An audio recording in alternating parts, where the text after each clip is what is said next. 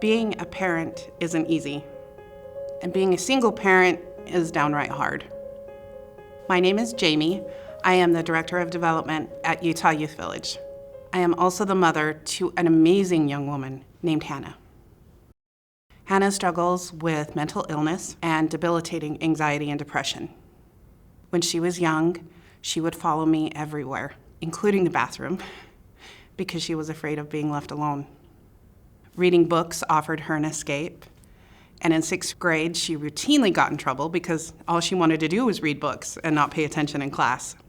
She missed half of her sophomore year of high school because she could not walk the hallways with 2,000 other students without having a panic attack. And when she was 17, she attempted suicide. When Hannah was young, I would oftentimes lock myself in my bedroom just to have a moment to gather the courage I needed to go back to her. I would call my mom in desperation, hoping for answers that eluded me. Like, why is Hannah sad all the time? Why can she not make friends? How do I keep her in school? And most importantly, how do I keep her alive? So I know firsthand the frustration and loneliness that can come with parenting. The feelings of hopelessness, the feelings that you love your child so much, but they are struggling with something that is way beyond your skill set, and you just need help. At Utah Youth Village, we are that exact help that parents need with our Families First program. We help families when they are at the ends of their ropes. Behavior specialists go into homes just like mine where children and parents are struggling. We teach them skills that alter the trajectory of their lives. Often we find that parents were not well parented themselves or have hard life circumstances, leaving them lost and angry. And we all know that if there's constant conflict in a home and it is not properly addressed, it can have lifelong consequences. Children removed from their families, children or parents sent to jail, families broken apart.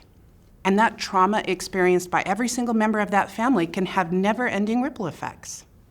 But it doesn't need to be this way. And at Utah Youth Village, we do something about it. Behavior specialists spend about 8 to 10 hours per week initially in a family's home, getting all up in their business and figuring out what they do well and what needs work. On average, we spend about 12 weeks in a family's home becoming an ally to the parents and a mentor to that family. Parents are taught how to maintain discipline without anger or violence. Families are taught positive social skills, effective communication, and so many other valuable tools. Specialists also help our families find community resources, such as healthcare, employment, or even food banks, because sometimes the reasons that our families are not thriving is because they have no food to eat or beds to sleep in. Families First keeps youth safely in their homes, in their schools, and in their communities. And we keep families together. So here's an example of what that can look like.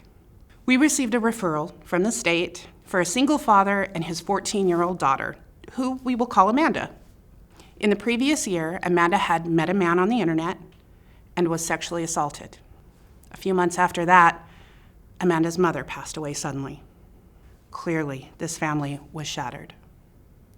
And Amanda began to act out.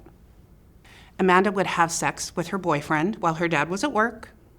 She was skipping classes. She was smoking marijuana regularly. And she would post inappropriate things on social media. Her father had no idea what to do.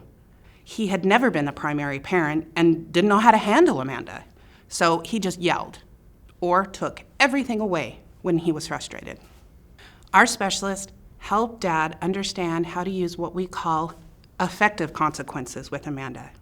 That's motivating your child towards good behavior rather than punishing them for bad behavior. He learned, rather than yelling and threatening, that small rewards were more motivating and more effective for Amanda. For example, instead of just grounding her when she skipped class, we came up with the idea that For every day Amanda went to class, she got to keep her cell phone the next day. No class, no cell phone. And Amanda learned to consider the outcomes of her behaviors before acting. So when her friends called and wanted her to skip class, Amanda thought about the consequence of not having her cell phone the next day, which no teenager wants to live without their cell phone, right? With Dad's increased understanding, he was able to put into effect rules and expectations, and Amanda was able to make better decisions. This led to them both being able to communicate more effectively with each other. 6 weeks into the Families First program, everything began to change. Amanda decided she wanted to graduate high school and maybe go to college. She agreed to only see her boyfriend after school with his mother present, and she stopped skipping classes, only going late a few times because we are not miracle workers. At the end of the 12 weeks, Amanda and her father were closer than they had been in years. He felt like he knew how to parent Amanda and create the structure that she and her entire family needed. Think about that impact on Amanda's life, on her father's life, that impact on her entire family. That's change. That is generational transformation. And Amanda's story isn't unique. The results of Families First are astounding across the board. Families in our program experience 41% less abuse and neglect of children. That means fewer kids in the foster care system. Youth enrolled in Families First have 55% fewer felony and misdemeanor charges. That means fewer people involved in the criminal justice system, fewer people in jail. Think about those ripple effects. Families First creates generational transformation. Our motto is help one child, help generations to come. But unfortunately, the opposite is also true. When we don't help that child, it can affect future generations. Now, I am not a perfect parent, and my relationship with Hannah is not perfect. We still struggle all the time, but she is now a 22-year-old starting her sophomore year in college, something I never thought would happen. With the skills I have learned at Utah Youth Village, I know how to navigate that relationship. Because of how successful Families First is, we have a wait list of over 100 families. And 90% of these families cannot afford to pay a penny towards the cost of this program. These scholarship families, as we call them, can sit on a wait list for months. We are making these families hold on to the ends of their ropes for months. Now, our vision is that parents who are struggling never feel like they have to go at it alone or wait for months, that they have a lifeline to stop the trauma before it happens. And that is why we need you.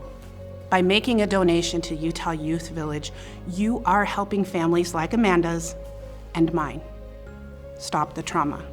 By helping Utah Youth Village, you are transforming generations to come. Because when families get to the ends of their ropes, the village helps them tie a knot and hang on.